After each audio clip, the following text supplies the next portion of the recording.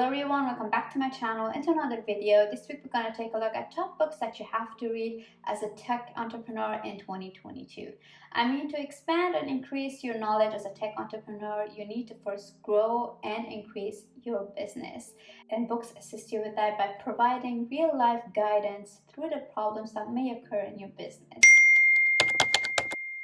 The books that I'm going to present you guys today in this video all are about how to start a business, how to run a business, how to grow your business, how to manage your money so you don't get bankrupt, which you should always take a look at because that's the most important thing about running a business, and how to improve your mindset. If you don't have a healthy mindset in life, you will not come far. And trust me, I've been through that. So please make sure you guys set your mindset perfectly and have a positive mindset, and then you guys can start a business and you guys will see improvement in your life, in your business, and everywhere else. Mindset is the most important part. So of course these books are a recommendation from me because I read them in 2021 and they did change my life and my mindset. And make sure to keep watching till the end of this video because my favorite book of all time probably is going to come last, because that's what it is. Favorite always comes last. And after reading that book, I did a 180 and I changed my life completely. The book changes, I think, everyone's life. And yeah, so keep on watching if you want your life to change and be a winner in 2020.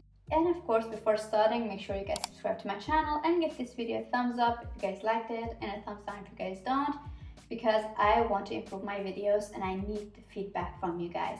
So make sure you do that. And also, if you have time, just comment what you guys liked about this video and what you guys didn't. I would love to know.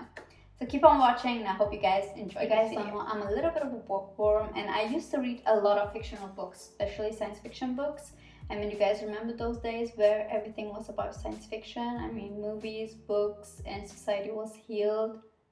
I just want to go back to that era, to be honest. That's what I want to do. In the last couple of years, I switched to non-fictional books, and I don't even remember the last time I touched a fictional one, to be honest. So if you guys have a good fictional book recommendation, please comment it down below. I would love to take a look at it.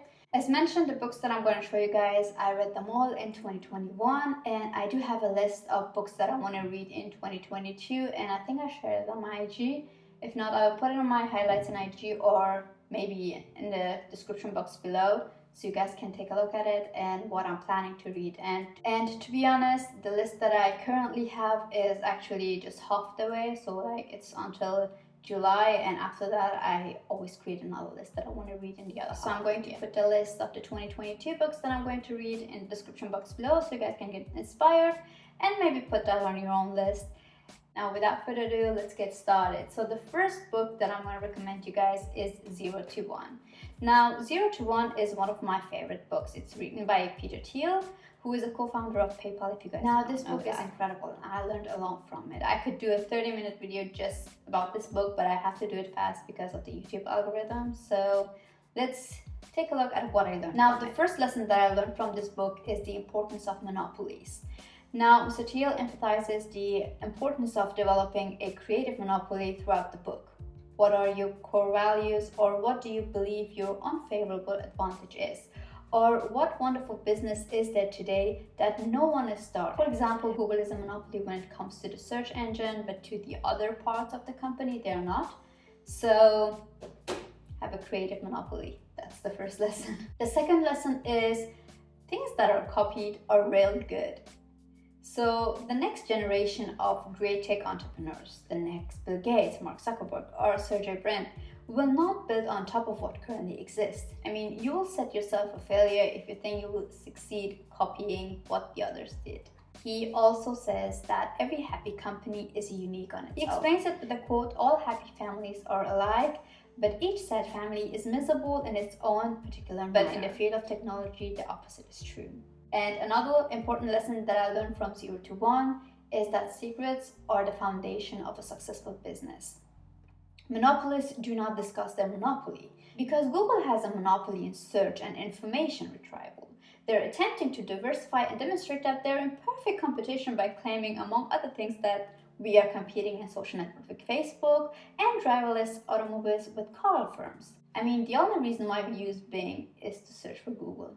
Now, the next book is all about how you can manage your money and, of course, make more. It's The Psychology of Money. Now, the author of this book, Marvin Housel, includes 19 stories about how individuals think about money. This book includes our relationship with money and explains how our financial thinking influences other aspects in our life. So, the most important ones, like a partnership. Now, the premise of this book is being successful with money has less to do with your intelligence and more to do with your behavior, which is it motivates you to make wise decisions in order to live a prosperous life.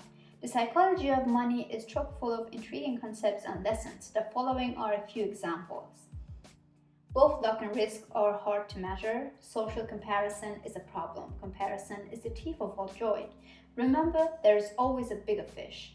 Give yourself a chance to win and take advantage of long tails. Compounding only works if you give it time to grow. Having the ability to do what you want, when you want, is the ultimate form of wealth.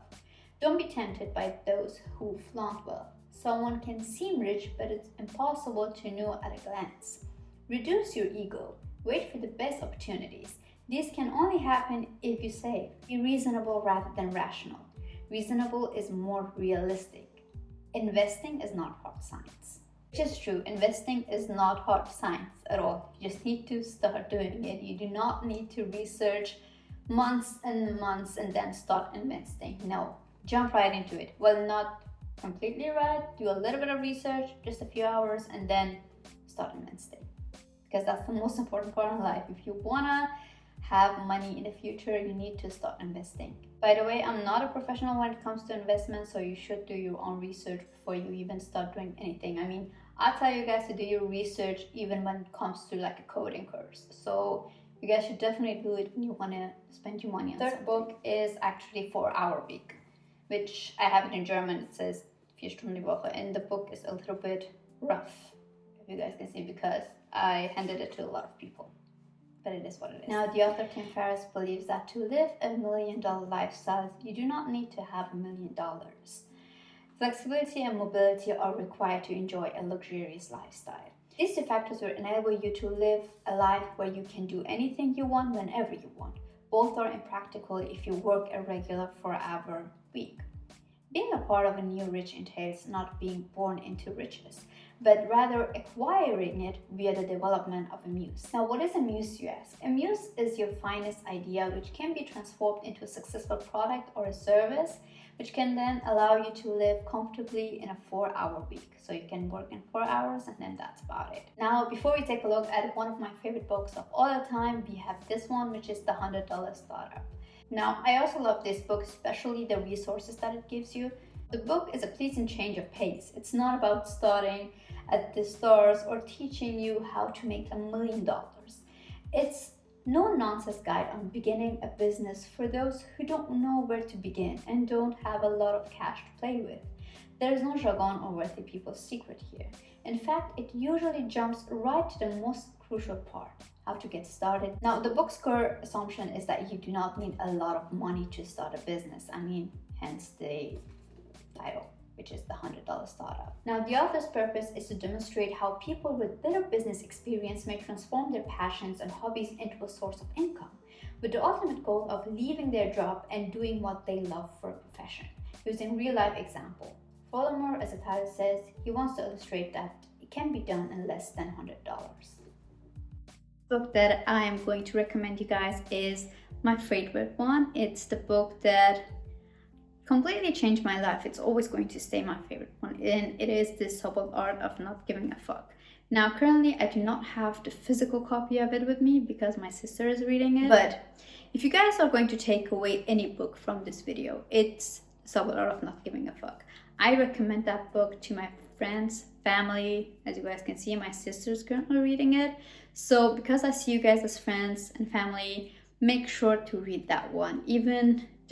Don't even take a look at the 4 others, but read The Subtle Art of Not Giving a Fuck. Now, the lessons in this book have stuck with me since day one. I do not need to refresh on them like the other books. And I think it has to do with Mark Manson's writing skill and how he writes it. It's incredible. He knows how to talk to Gen Z, to be honest.